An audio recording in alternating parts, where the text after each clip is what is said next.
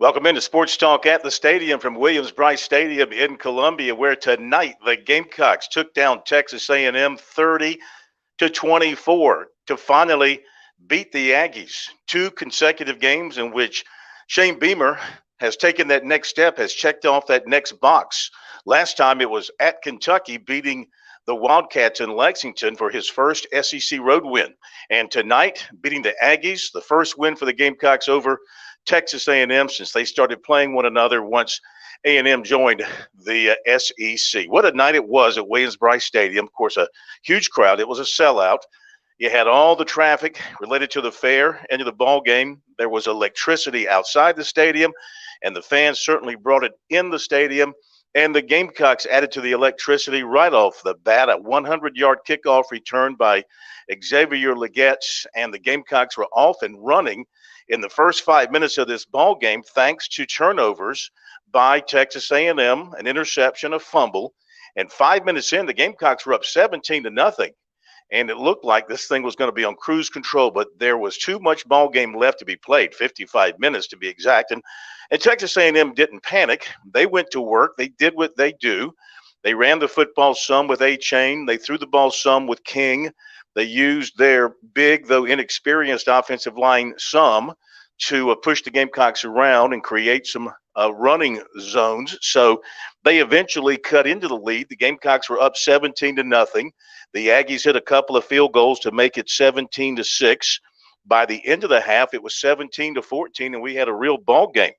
A touchdown pass by King got the Aggies to within 14 after a two-point conversion with 2 minutes left in the half.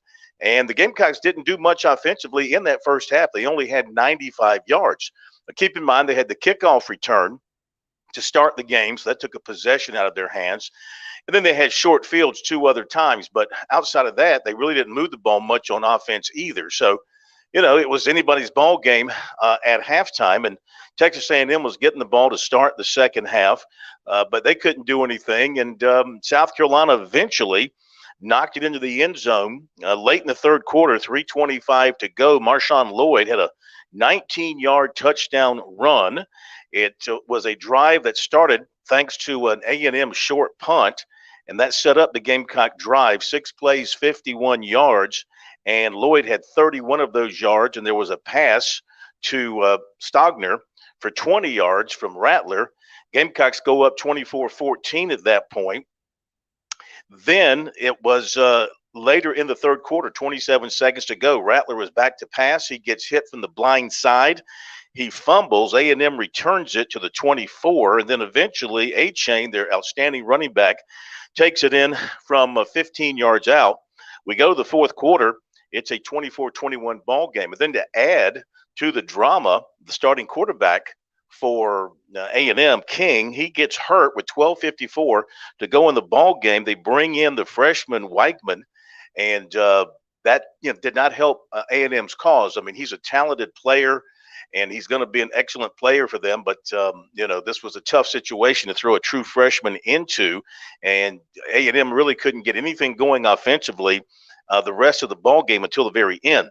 So it's 24-21. The Gamecocks, with 3:08 to go in the ball game, they put together one of their best drives of the year. 8 plays, 80 yards, 7 runs.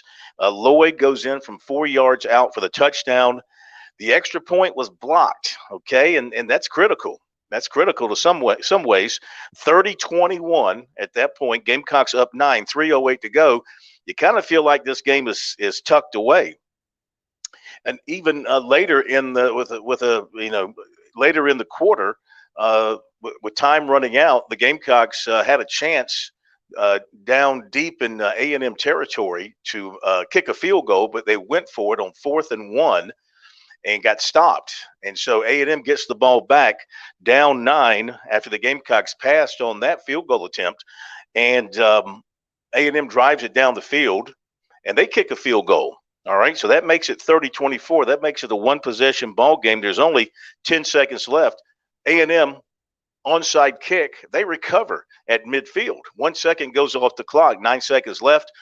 They throw a couple of incompletions, and the Gamecocks have the victory. So it got a little hairy there towards the end of the ball game. but South Carolina managed to hold on and win. And, it's all about winning. Coaches will tell you it's all about winning.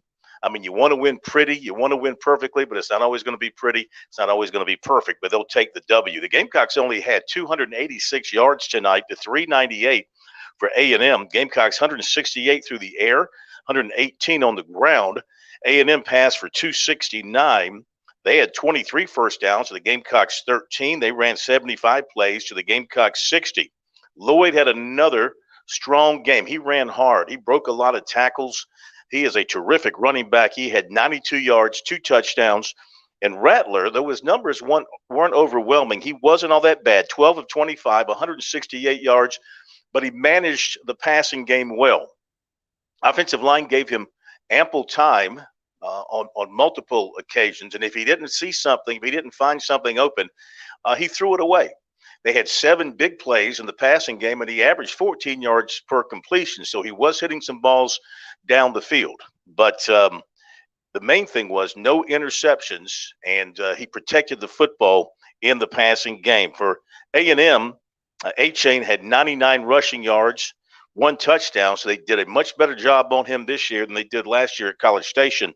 Haynes King, the quarterback, for most of the game till he got hurt, 17 of 32, 178 yards, a touchdown, and an interception that the Gamecocks turned into points. So looky here, South Carolina is sitting at 5-2. They're back to 500 in the SEC at 2-2.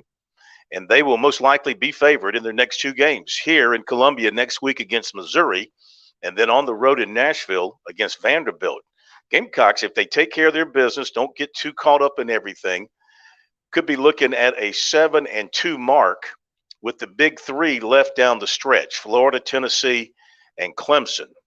But I think Gamecock fans, I think the coaching staff and all would sign up for that right now to be sitting on 7 wins as they look at the last 3 games of the season. I thought overall tonight it was a terrific effort by South Carolina. I mean, they really put a lot of heart and soul into this ball game tonight. Offensive line did some good things. Like I said, they protected Rattler well at times.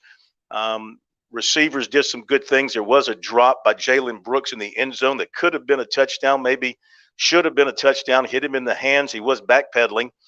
But otherwise, I thought the receivers caught the ball well. I thought Josh Vann had a good night catching the football. We mentioned Leggett and his touchdown return. He also had a big hit on the final kickoff for the Gamecocks, and he hit the return man down deep on the Texas A&M side of the field. So he had a really good special teams night.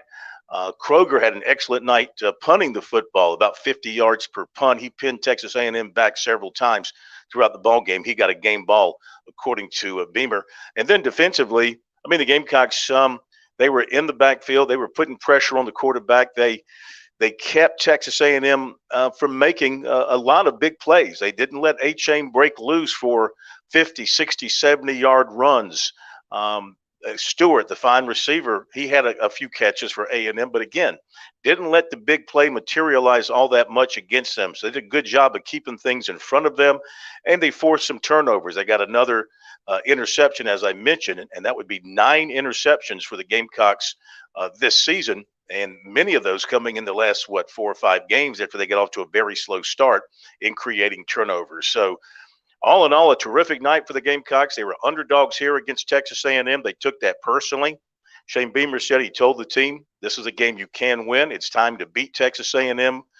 Go out, play hard, do your thing, and you'll win this ball game. Though he did say they still have to coach better and they have to play better overall. But the bottom line is, Gamecocks walk out of Williams-Brice Stadium tonight with a 6-point win over Texas A&M. They beat the Aggies for the first time.